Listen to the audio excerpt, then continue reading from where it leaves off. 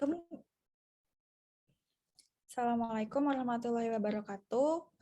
Perkenalkan, di sini kami dari kelompok C2 akan mempresentasikan tugas akhir dari data mining yang berjudul klasifikasi mahasiswa yang berhak menerima beasiswa Pemkab Jember menggunakan metode extreme gradient boosting, di mana anggota kelompok kita terdiri dari Raihan Maulana Ramadan, Nur Hanifah Rahma, dan Mufrih Majid. Oke, selanjutnya latar belakang. Di sini latar belakang kami melakukan penelitian ini karena beasiswa pemerintah Kabupaten Jember membuat program beasiswa yang memiliki kuota terbatas. Maka dengan itu, di sini kami menentukan klasifikasi mahasiswa yang berhak menerima beasiswanya dengan menggunakan metode extreme gradient boosting.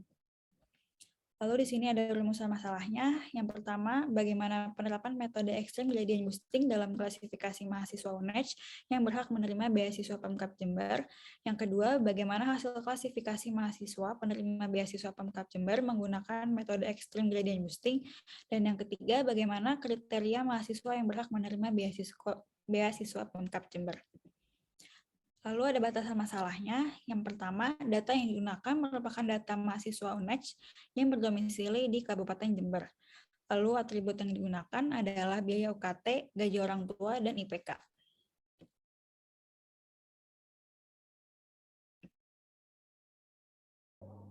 Selanjutnya tujuan penelitian ini adalah untuk mengklasifikasikan mahasiswa Universitas Jember yang dapat menerima beasiswa Pemkab Jember dengan menggunakan metode extreme gradient boosting. Next.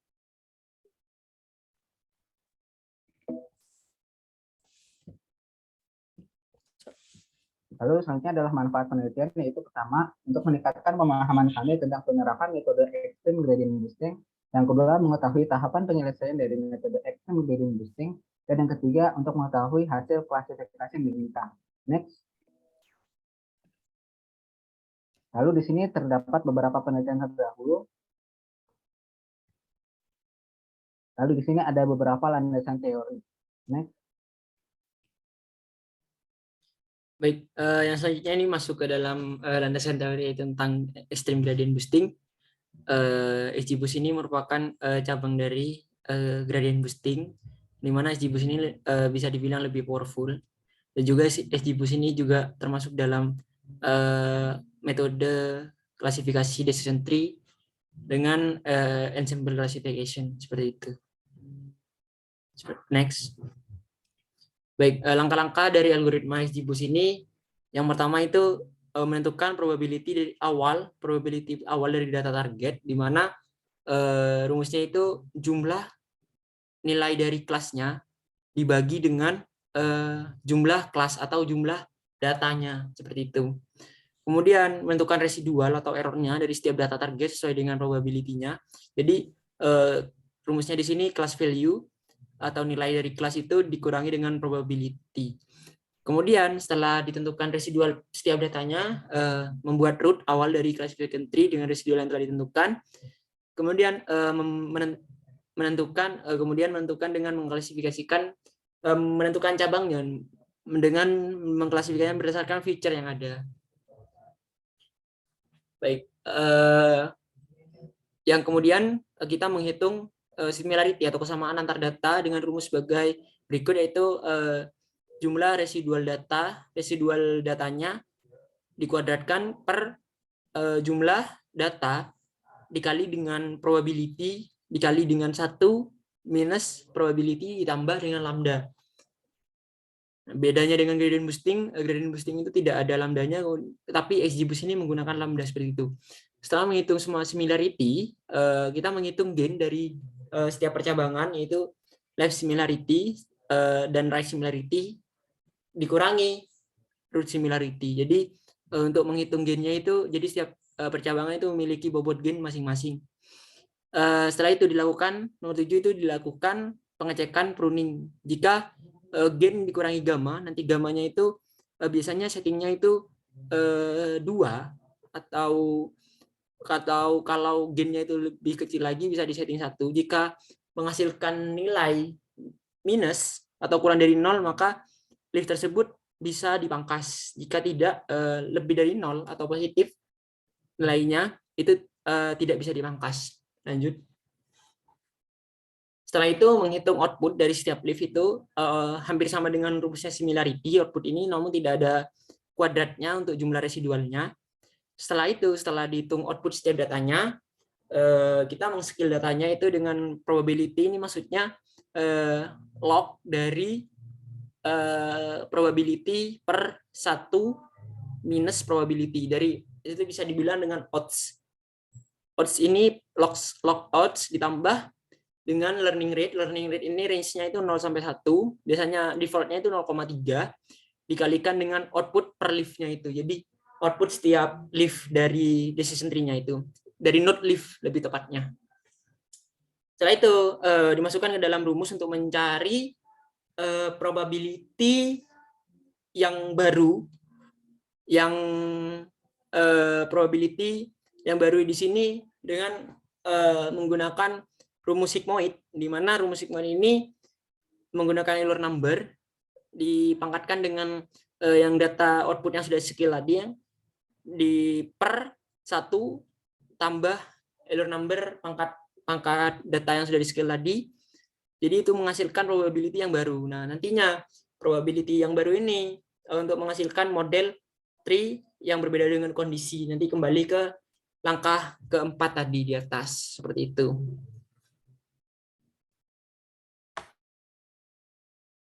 Oke, di sini untuk jenis penelitiannya kami menggunakan penelitian kuantitatif karena di sini kita menghitung klasifikasi mahasiswanya yang berhak menerima beasiswa dengan metode extreme gradient boosting. Di mana tujuan dari penelitian ini untuk mengetahui hasil penelitiannya dari suatu riset yang berbasis data hasil pengamatan berupa angka, dan selanjutnya data tersebut masih harus diolah lagi dengan perhitungan statistik. Lalu untuk objek penelitiannya yaitu mahasiswa UNED yang ikut daftar pada program beasiswa Pemkab Jember. Tempat dan waktu penelitiannya tempatnya dilakukan di lingkungan Universitas Jember karena data yang diperoleh dari mahasiswa UNED, lalu waktu penelitiannya dilakukan selama 5 hari. Untuk metode pengumpulan datanya, kami lakukan menggunakan data primer, karena proses pengumpulan datanya dilakukan melalui survei dengan cara menyebarkan kuesioner kepada mahasiswa yang daftar beasiswa Pemkab Jember. Lalu ini tahapan penelitiannya. Nah, ini lanjut ke hasil implementasi. Lalu di sini ada atribut dari dataset kami. Yang pertama ada biaya UKT, IPK, kemudian gaji orang tua. Lalu di sini ada dataset. Nah, untuk datasetnya di sini kami bagi dua, yaitu ada untuk data training dan data testing, di mana di sini data training kita menggunakan 80% dari datasetnya, dan untuk data testing kita gunakan 20% dari dataset, di mana keseluruhan dataset berjumlah 31 data. Untuk data testing kita gunakan 6 data, dan data training kita gunakan 25 data. Setelah itu kami proses menggunakan data training.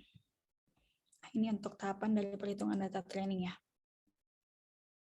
Untuk tahapan dari perhitungan data training ini, pertama kita menentukan terlebih dahulu probability awal dari targetnya, yaitu rumusnya adalah jumlah value kelasnya dibagi dengan jumlah kelasnya yang merupakan sama dengan 13/25 yang menghasilkan 0,52.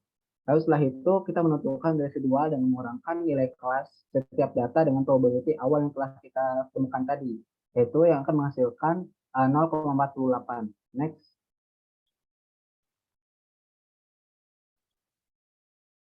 Langkah selanjutnya itu membuat urut awal dari classification tree dengan residual yang telah kita tentukan tadi, di mana setelah kita menjumlahkan ini semua, kita akan mendapatkan residualnya itu 0.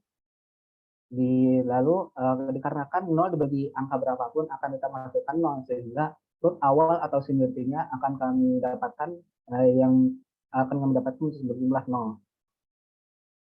Lalu pada langkah keempat yaitu membuat list dengan mengklasifikasikan berdasar feature yang ada. Di sini kami membagi menjadi 3 model, yaitu gaji orang tua, IPK, dan UKT. Lalu pada langkah kelima, kami menghitung similarity atau persamaan antar datanya. Di sini pada model gaji orang tua, kami telah menghitung residualnya sehingga kami mendapatkan left similarity yang berjumlah sebagai berikut. Next. Lalu pada right similarity-nya kami telah menghitung juga, di mana hasilnya adalah sebagai berikut. Lalu pada selanjutnya kami menghitung similarity dari iterasi kedua, yaitu gaji di bawah 2 juta yang dibagi berdasarkan IPK, di mana kami mendapatkan nilai similarity dengan jumlah sebagai berikut. Lalu selanjutnya setelah kami menghitung right similarity-nya, kami mendapatkan hasil sebagai berikut. Lalu setelah itu masih pada iterasi kedua, yaitu berdasarkan gaji di atas 2 juta yang dibagi berdasarkan IPK, sehingga kami mendapatkan left similarity yang berjumlah sebagai berikut dan right similarity sebagai berikut.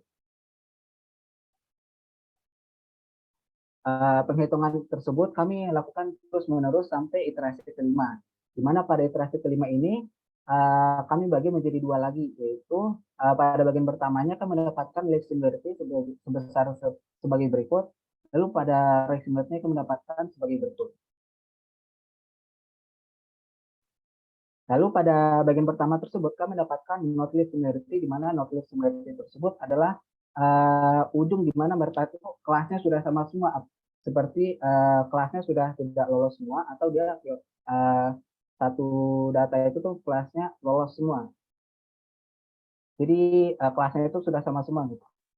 Di mana di sini kami mendapatkan not left similarity sebagai berikut, lalu salah satu not left similarity yang lain juga sebagai berikut misalnya. Setelah itu pada iterasi 5 bagian kedua, kami mendapatkan left similarity sebesar 4,333, lalu right similarity sebesar 2,1667. Lalu pada bagian kedua itu kami mendapatkan 3 buah not left similarity sebagai berikut besarnya. Next. Lalu pada langkah ke-6, kami menghitung gain dari leaflet yang telah kami hitungkan tadi similarity-nya. Di mana pada model gaji orang tua, kami mendapatkan gain sebesar berikut. Next. Lalu pada iterasi kedua, kami mendapatkan gain sebesar berikut. Lalu setelah itu, iterasi mendapatkan gain dari iterasi 2 bagian kedua, yaitu sebesar sebagai berikut. Nah, lalu sama seperti sebelumnya juga, di mana kami menghitung penghitungannya tersebut sampai ke iterasi kelima, yaitu di mana pada iterasi kelima ini kami mendapatkan gain sebesar sebagai berikut. Lalu pada ini bagian yang keduanya, yaitu masih iterasi kelima bagian kedua, yaitu kami mendapatkan gain sebesar berikut. Lalu pada langkah ke-7 ini, kami dari leaf tersebut, kami menentukan apakah leaf tersebut perlu dilakukan pruning atau tidak dengan menggunakan rumus gain dikurangin gamma. Di sini telah kami cantumkan contoh dari penghitungan pruningnya. Di sini kami telah mengambil salah satu gain yang telah kami dapatkan tadi di atas, lalu dikurangi dengan angka 2, di mana hasilnya adalah 2,0046 dan seterusnya. Lalu pada langkah ke-8, kami melakukan penghitungan output value itu sendiri. Next. Di mana rumus dari output itu adalah jumlah residual dibagi jumlah data dikaliin probability dikali 1 dikurangi probability ditambah lambda. Di mana kami mendapatkan hasil sebesar 1,923 dan seterusnya. Lalu di sini kami menentukan juga scale data yang akan kami gunakan untuk probability barunya, di mana kami mendapatkan hasil dari scale datanya adalah 1,957 dan seterusnya.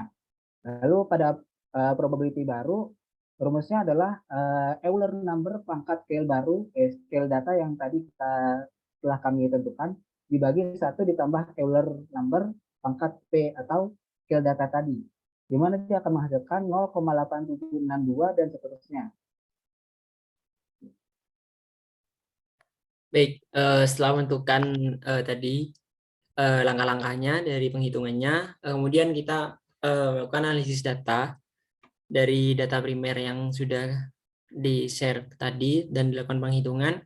Kami setelah melakukan penghitungan di Excel, kami memvisualisasikan decision tree-nya sebagai berikut. Nah, baik, di sini merupakan decision tree yang telah kami kami lakukan penghitungan. Jadi saya ambil contoh mahasiswa dengan gaji orang tua lebih kecil dari 2 juta dan IPK kurang dari 3 dan UKT kurang dari 4.500.000, jadi dapatkan hasil 1,923 sekian, di mana berarti mahasiswa tersebut bisa lolos untuk beasiswa PMK Jember. Kemudian dengan gaji orang tua lebih dari 2 juta dan IPK lebih dari 3, dengan biaya UKT kurang dari 6 juta, didapatkan hasil minus 2, sekian. Itu bisa diartikan bahwa mahasiswa tersebut belum bisa menerima beasiswa PMK Jember, seperti itu. Next. Baik, setelah dari desentri di atas, kami menghitung akurasinya menggunakan confusion metric dengan memasukkan beberapa kondisi dari data testing yang sudah dibagi di atas tadi, di mana kita mendapatkan true positif itu 1, false positif itu 0, true negatif itu 3, dan false negatif itu 2.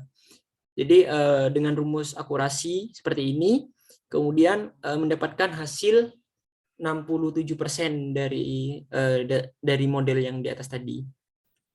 Next. Baik. Kesimpulannya di sini berdasarkan analisis data di atas, mahasiswa yang mempunyai biaya UKT lebih dari gaji orang tua dan IPK lebih dari 3 mempunyai kemungkinan untuk lolos lebih besar. Begitupun sebaliknya, biaya UKT lebih kecil dari gaji orang tua dan IPK kurang dari 3 mempunyai kemungkinan lolos itu lebih kecil. Nah, jadi dari analisis ini bisa disimpulkan itu atribut yang paling berpengaruh itu adalah biaya UKT, di mana biaya UKT dan gaji orang tua, di mana dua atribut ini memiliki hasil yang sama di berbagai kondisi. Sedangkan IPK memiliki hasil yang berbeda di berbagai kondisi. Maksudnya itu jika UKT-nya lebih kecil daripada gaji orang tua di berbagai kondisi itu mahasiswa tersebut belum bisa. Mohon maaf, biaya UKT lebih kecil dari gaji orang tua itu belum bisa menerima. Jika biaya UKT lebih besar daripada gaji orang tua, itu kemungkinan bisa untuk mendapatkan beasiswa PMK Jember ini. Nah, sedangkan IPK kurang dari 3 maupun lebih dari 3 itu masih memiliki kemungkinan untuk bisa menerima beasiswa dari PMK Jember ini. Mungkin sekian dari analisis data dan kesimpulannya. Lanjut dengan teman saya. Oke, itu dia untuk penjelasan dari tugas akhir data mining kami. Terima kasih atas perhatiannya. Mohon maaf apabila ada salah kata. Wassalamualaikum warahmatullahi wabarakatuh.